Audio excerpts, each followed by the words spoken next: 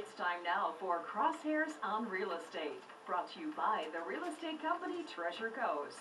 Call in with comments at 220-9788, 220-WSTU. And now, here's your host.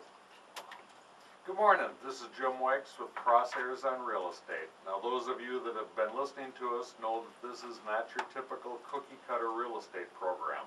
So we're not going to be talking about how to prepare your house for sale, add mulch to your garden, or why you should use a realtor. I've asked attorney John Martin to join us today to explain the options of bankruptcy, which might be the answer to your problems and the start of a new beginning. John is one of the foremost bankruptcy attorneys on the Treasure Coast, and he has a multidisciplinary degree. Welcome to Crosshairs, John. Good morning, Jim, and thank you for inviting me. You're welcome. Thank you for coming. My pleasure. It sounds like you've got a pretty interesting audience out there. Yeah, I think what we run into as realtors is we run into a lot of people that, their situation goes beyond having an upside down house.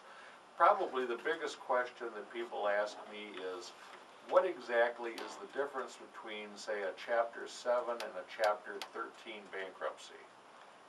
Well, that's a very broad question to ask, but essentially think of a Chapter 7 like you think of a dump truck.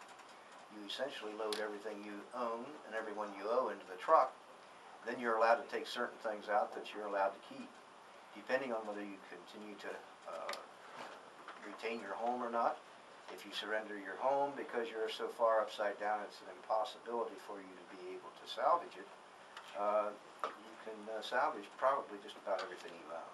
In other words, you will retain practically everything you own. 13, on the other hand, is like a payment plan that works much like a car payment, only instead of paying a car dealer or a finance company, you're paying a United States trustee to retain all of your possessions.